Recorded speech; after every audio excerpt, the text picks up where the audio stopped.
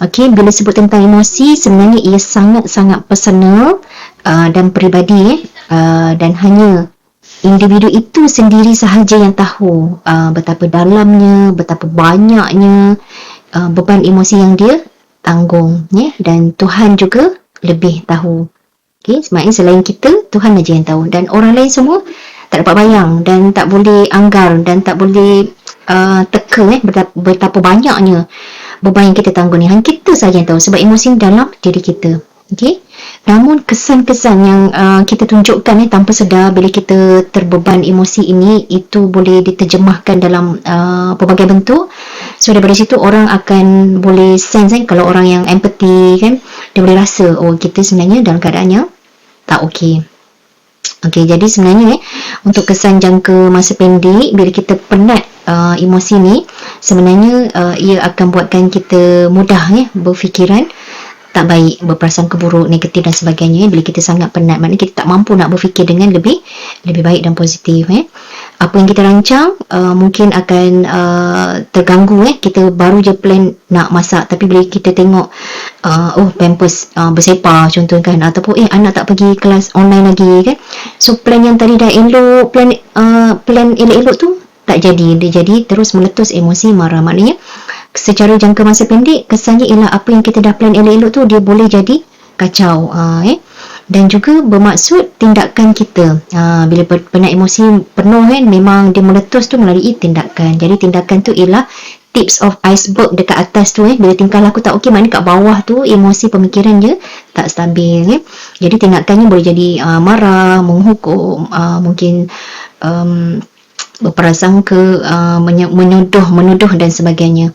Okey, dan of course bila penat emosi, kita pun rasa penat secara fizikal. Kadang tak tahu sebab apa, just emosi, mood tak okey, so physically kita pun jadi down kan, jadi tak boleh nak function, tak boleh nak buat kerja rumah dan sebagainya, just tak ada mood aja. Maknanya emosi akan beri kesan kepada fizikal, fisiologi secara tidak langsung.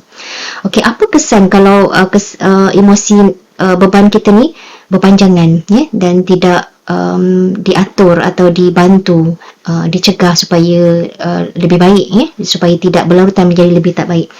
Okey, kesannya ialah dari segi perhubungan, perhubungan kita dengan orang-orang di sekeliling kita, orang yang kita sayang kan, pasangan kita, anak-anak kita, dan mungkin rakan kerja kita. So hubungan tu boleh jadi semakin renggang, semakin panas dan sebagainya. Dan sebenarnya kita kerugian, mungkin kita kerugian masa. Okey, sebab dalam timeline masa yang kita lalui setiap hari tu, bila kita beban emosi, sebenarnya kita telah mencipta momen yang tidak baik, tidak indah, dan ia akan mengganggu-gugat proses dalam kita mengecapi hari-hari kita, dan juga untuk kita capai impian dalam hidup kita, sama ada impian di dunia dan juga impian di kehidupan selepasnya. Jadi sebenarnya hidup ni sangat pendek kalau kita nak fokus dan bercakap terlalu banyak dan fokus menghayati sangat emosi-emosi yang tidak enak ni, sebenarnya kita banyak makan diri, kan, kita banyak rugi masa dan rugi menikmati kehidupan. Jadi insya-Allah pada akan datang ni saya akan buat webinar bertajuk penat emosi, yang mana ia khusus untuk pengurusan emosi ibu bapa, dan boleh jadi sesiapa sahaja yang ingin mempelajari tentang topik emosi dan juga pengurusan emosi, yang mana saya akan kongsikan 5 strategi solusi dalam bentuk elemen atau komponen yang holistik, dan di dalam terdapat aktiviti yang boleh kita lakukan untuk kita mengurangkan atau reduce penat emosi secara strategik. Dan part yang kedua, kita akan terus praktis 5 teknik, 5 teknik yang insya-Allah cepat, tepat dan efektif, supaya kita boleh terus reducekan atau kurangkan beban emosi kita secara berkesan. Dan tool itu sebenarnya ada dalam diri kita sendiri. Ia percuma kita terlepas pandang. Okey, dan sebenarnya kalau kita amalkan secara konsisten, insya-Allah kita punya emosi akan boleh jadi stabil. Okey, sampai di sini sahaja perkongsian saya. Terima kasih kerana sudi mendengar. Assalamualaikum dan salam sejahtera.